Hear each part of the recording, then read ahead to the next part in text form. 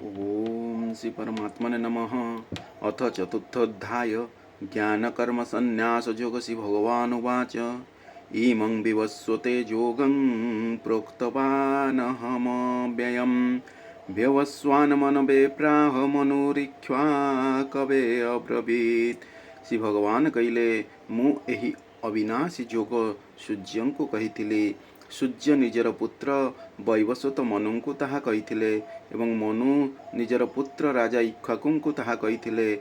एवं परंपरा प्राप्त मिमं राजश्रयो विदुः सकाले नेह महता जोग नष्ट परंतप।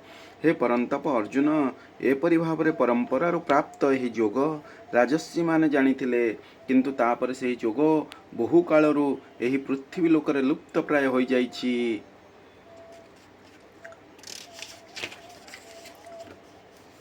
स एवायं मया ते अद्यं जोग प्रोक्त पुरातनः भक्तोऽसि मे सखा चेति रहस्यं हेतुदुत्तमम्। तुमे मोर भक्त ओ प्रिय सखा, एणु सही पुरातन जोग ही आज मु तुमको कहीदेली, कारण यह हेउची अत्यंत उत्तम रहस्य अर्थात गुप्त रहिबा योग्य विषय। अर्जुन उवाच अपरं भवतो जन्म परं जन्म विवस्वतः कथमेतद् विजानीयां तोमादौ प्रोक्तवानिति। अर्जुन कहिले आपणकर जन्म तो और बार्चिन एबे एबे होइछि एवं सूर्यंकर जन्म बहु पुरातन अर्थात कल्पर आरंभ होइथिला। तेणु आपण कल्पर आरंभ सूर्य को यही जोग कही बोली मु किपरि बुझी पारिबी। श्री भगवान उवाच बहुनि मे व्यतीतानि जन्मानि तव चार्जुन तान्यहं वेद सर्वाणि न त्वं वेत्थ परन्तप। श्री भगवान कहिले हे परंतप अर्जुन, मोर ओ तुमर अनेक जन्म अतिवाहित हो सारिछि, तुमे से सब जान नाही, किंतु मु से सब जाने। अजोपि सन्नव्ययात्मा भूतानामीश्वरोऽपि सन् प्रकृतिं स्वामधिष्ठाय संभवाम्यात्ममायया। मु अजन्मा एवं अविनाशी स्वरूप हेले मध्य एवं समस्त प्राणी मानकर ईश्वर होइथिले मध्य निज प्रकृतिर अधीन करी निज जोगमाया बल प्रकट होइताए। जदा जदा हि धर्मस्य ग्लानि भवति भारत अभ्युत्थानं अधर्मस्य तदात्मानं सुजाम्यहम्। हे भारत, जेउ जेउ समय धर्मर अवक्षय हुए एवं अधर्मर बुद्धि हुए, सही समय मु निजर रूप सृष्टि करिथाए, अर्थात साकार रूप रे लोकमानंक सम्मुखरे प्रकट हुए। परित्राणाय साधूनां विनाशाय च दुष्कृतां धर्म संस्थापनार्थाय संभवामि जुगे जुगे। साधु पुरुष मानक उद्धार करिबा पाई, पापी मानक विनाश करिबा पाई एवं धर्म संस्थापन करिबा पाई मु जुगे जुगे प्रकट होइथाए। जन्म कर्म च मे दिव्यमेवं जो वेति तत्त्वतः त्यक्त्वा देहं पुनर्जन्म नैति मामेति सो अर्जुन। हे अर्जुन, मोर जन्म एवं कर्म दिव्य अर्थात निर्मल अलौकिक बोली जो मनुष्य तत्व तो जानीपारती, से शरीर त्याग करी पुनर्जन्म पाती नहीं, से मोते ही पाई जानती। वितराग भय क्रोधा मन्मया मामुपाश्रिताः बहवो ज्ञान तपसा पुता मद्भावमागताः। पूर्व काल रे भी जो मानकर राग भय और क्रोधा सर्वथा नष्ट हो जाइथिला एवं जो माने मोठारे अनन्य प्रेम पूर्वक तन्मय होई रहिथिले, मोते आश्रय करी रहिथिबा सेही सब भक्त उपरोक्त ज्ञान रूपक तप द्वारा पवित्र होई मोर स्वरूप प्राप्त होई सारिछन्ति। जे यथा मां प्रपद्यन्ते तां तथैव भजाम्यहम् मम वर्मानुवर्तन्ते मनुष्याः पार्थ सर्वशः। हे अर्जुन, भक्त माने मोते जेपरी भजन करन्ति मु सेमानंकु सेपरी भजन करे, कारण मनुष्य माने सबु प्रकार मोर ही मार्ग अनुसरण करन्ति। कांक्षतं कर्मणां सिद्धिं यजन्त इह देवताः क्षिप्रं हि मानुषे लोके सिद्धि भवति कर्मजा। एही मनुष्य लोकरे कर्म फल आकांक्षा करुथिबा लोके देवता मानंको पूजा करन्ति, कारण से मानंको पूजा कले कर्मर उत्पन्न फल शीघ्र मिल जाए। चातुर्वर्ण्यं मया सृष्टं गुणकर्म विभागशः तस्य कर्तारमपि मां विद्य कर्तारमव्ययम्। ब्राह्मण, क्षत्रिय, वैश्य ଓ ଶୂଦ୍ର ଏହି ଚାରି ବର୍ଣ୍ଣ ଗୁଣ ଓ କର୍ମର ବିଭାଗ ପୂର୍ବକ ମୋ ଦ୍ୱାରା ରଚିତ ହୋଇଛି। ଏପରି ଭାବରେ ମୁଁ ସେହି ସୃଷ୍ଟି ରଚନାଦି କର୍ମର କର୍ତ୍ତା ହୋଇଥିଲେ ମଧ୍ୟ ତୁମେ ମୋତେ ଅର୍ଥାତ୍ ଅବିନାଶୀ ପରମେଶ୍ୱରଙ୍କୁ ବସ୍ତୁତଃ କର୍ତ୍ତା ବୋଲି ହିଁ ଜାଣ। ନ ମାଂ କର୍ମାଣି ଲିମ୍ଫନ୍ତି ନ ମେ କର୍ମ ଫଳେ ସ୍ପୃହା ଇତି ମାଂ ଯୋ ଅଭିଜାନାତି କର୍ମ ଭିନ୍ନ ସବଧ୍ୟତେ। କର୍ମ ଫଳରେ ମୋର ସ୍ପୃହା ନାହିଁ, ତେଣୁ ମୋତେ କର୍ମମାନେ ଲିପ୍ତ କରିପାରନ୍ତି ନାହିଁ। ଯେ ମୋତେ ଏହିପରି ତତ୍ତ୍ୱ ଜାଣିପାରନ୍ତି ସେ ମଧ୍ୟ କର୍ମରେ ବାନ୍ଧି ହୁଅନ୍ତି ନାହିଁ।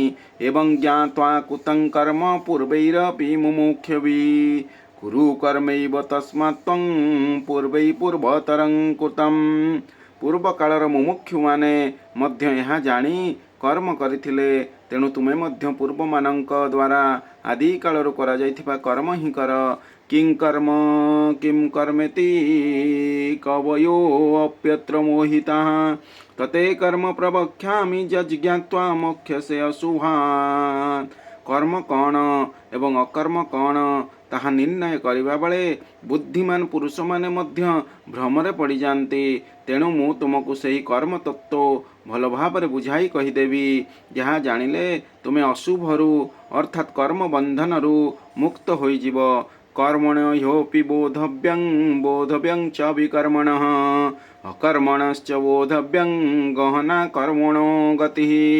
କର୍ମର ସ୍ୱରୂପ ଜାଣିବା ଉଚିତ ଓ ଅକର୍ମର ସ୍ୱରୂପ ବି ଜାଣିବା ଉଚିତ ତଥା ବିକର୍ମର ସ୍ୱରୂପ ମଧ୍ୟ ଜାଣିବା ଉଚିତ। କାରଣ କର୍ମର ଗତି ବଡ଼ ଗହନ। କର୍ମଣ୍ୟ କର୍ମଜଃ ପଶ୍ୟେଦ୍ କର୍ମଣି ଚ କର୍ମଜଃ ସବୁଦ୍ଧିମାନ୍ ମନୁଷ୍ୟେଷୁ ସଯୁକ୍ତଃ କୃତସ୍ନ କର୍ମକୃତ୍। ଯେ କର୍ମରେ ଅକର୍ମ ଦର୍ଶନ କରନ୍ତି ଏବଂ ଅକର୍ମରେ କର୍ମ ଦର୍ଶନ କରନ୍ତି ସେ ମନୁଷ୍ୟମାନଙ୍କ ମଧ୍ୟରେ ବୁଦ୍ଧିମାନ ଏବଂ ସେହି ଯୋଗୀ ସମସ୍ତ କର୍ମ କରିଥାନ୍ତି। ଯାସ୍ୟ ସର୍ବେ ସମାରମ୍ଭା କାମ ସଂକଳ୍ପବର୍ଜିତାଃ ଜ୍ଞାନାଗ୍ନିଦଗ୍ଧକର୍ମଣାଂ ତମାହୁ ପଣ୍ଡିତଂ ବୁଧା। ଯାହାଙ୍କର ସମସ୍ତ ଶାସ୍ତ୍ର ସମ୍ମତ କର୍ମ କାମନା ଶୂନ୍ୟ ଓ ସଂକଳ୍ପ ଶୂନ୍ୟ ହୋଇଥାଏ, ତାହା ଯାହାଙ୍କର ସମସ୍ତ କର୍ମ ଜ୍ଞାନ ରୂପକ ଅଗ୍ନି ଦ୍ୱାରା ଭସ୍ମ ହୋଇଯାଇଛି, ସେହି ମହାପୁରୁଷଙ୍କୁ ଜ୍ଞାନୀମାନେ ମଧ୍ୟ ପଣ୍ଡିତ ବୋଲି କହନ୍ତି। ତିକ୍ତ୍ୱା କର୍ମଫଳାସଙ୍ଗଂ ନିତ୍ୟତୃପ୍ତ ନିରାଶ୍ରୟଃ କର୍ମଣ୍ୟଭିପ୍ରବୃତ୍ତୋପି ନୈବ କିଞ୍ଚିତ୍ କରୋତି ସଃ। ଯେଉଁ ପୁରୁଷ ସମସ୍ତ କର୍ମରେ ଏବଂ ଏହାର ଫଳରେ ସର୍ବଦା ଆସକ୍ତି ତ୍ୟାଗ କରି ସଂସାରର ଆଶ୍ରୟରୁ ରହିତ ହୋଇଯାଇଛନ୍ତି ଏବଂ ପରମାତ୍ମାଙ୍କ ଠାରେ ନିତ୍ୟ ତୃପ୍ତ ହୋଇ ରହିଛନ୍ତି, ସେ କର୍ମରେ ଭଲ ଭାବରେ ପ୍ରବୃତ୍ତ ହୋଇ ମଧ୍ୟ ବସ୍ତୁତଃ କିଛି ବି କରନ୍ତି ନାହିଁ। ନିରାଶିର୍ଯ୍ୟତ ଚିତ୍ତାତ୍ମା ତ୍ୟକ୍ତ ସର୍ବ ପରିଗ୍ରହ ଶାରୀରଂ କେବଳ କର୍ମ କୁର୍ବାନାପ୍ନୋତି କିଳବିଷମ୍। ଯେ ଆଶାରହିତ ହୋଇଯାଇଛନ୍ତି, ଯେ ଅନ୍ତଃକରଣ ଓ ଇନ୍ଦ୍ରିୟମାନଙ୍କ ଦ୍ୱାରା ଶରୀରକୁ ଜୟ କରିନେଇଛନ୍ତି, ଯେ ସମସ୍ତ ଭୋଗ ସାମଗ୍ରୀ ପରିତ୍ୟାଗ କରିଦେଇଛନ୍ତି, ସେହି ପୁରୁଷ କେବଳ ଶରୀର ସମ୍ବନ୍ଧୀୟ କର୍ମ କରୁଥିଲେ ମଧ୍ୟ ପାପଭାଗୀ ହୁଅନ୍ତି ନାହିଁ। ଯଦୃଚ୍ଛା ଲାଭ ସନ୍ତୁଷ୍ଟୋ ଦ୍ୱନ୍ଦ୍ୱାତୀତୋ ବିମଶ୍ଚରଃ ସମସିଦ୍ଧାବସିଧୌ ଚ କୃତ୍ୱାପି ନ ନିବଧ୍ୟତେ। ଯେ ବିନା ଇଚ୍ଛାରେ ଆପଣା ଛାଏଁ ମିଳୁଥିବା ପଦାର୍ଥର ସଦା ସନ୍ତୁଷ୍ଟ ରହନ୍ତି, ଯେ ସର୍ବଥା ଇଚ୍ଛା ଶୂନ୍ୟ ହୋଇଯାଇଛନ୍ତି, ଯେ ହର୍ଷ ଶୋକ ଆଦି ଦ୍ୱନ୍ଦ୍ୱରୁ ସର୍ବଥା ମୁକ୍ତ ହୋଇଯାଇଛନ୍ତି, ସିଦ୍ଧି ଓ ଅସିଦ୍ଧିରେ ସମ ରହୁଥିବା ସେହି କର୍ମଯୋଗୀ କର୍ମ କରି ମଧ୍ୟ ସେଥିରେ ବାନ୍ଧି ହୁଅନ୍ତି ନାହିଁ, ଅର୍ଥାତ୍ ସେ କର୍ମବନ୍ଧନରେ ପଡ଼ନ୍ତି ନାହିଁ। ଗତ ସଙ୍ଗସ୍ୟ ମୁକ୍ତସ୍ୟ ଜ୍ଞାନାବସ୍ଥିତ ଚେତସଃ ଯଜ୍ଞାୟାଚରତଃ କର୍ମ ସମଗ୍ରଂ ପବିଲିୟତେ। ଯାହାଙ୍କ ଆସକ୍ତି ସର୍ବଥା ନଷ୍ଟ ହୋଇଯାଇଛି, ଦେହାଭିମାନ ଓ ମମତା ରହିତ ହୋଇଯାଇଛନ୍ତି, ଯାହାଙ୍କ ଚିତ୍ତ ନିରନ୍ତର ପରମାତ୍ମାଙ୍କର ଜ୍ଞାନରେ ଅବସ୍ଥିତ ହୋଇ ରହିଛି, କେବଳ ଯଜ୍ଞ ସମ୍ପାଦନ ନିମିତ୍ତ କର୍ମ କରୁଥିବା ସେହି ମନୁଷ୍ୟଙ୍କର ସକଳ କର୍ମ ଭଲ ଭାବରେ ବିଲୀନ ହୋଇଯାଏ।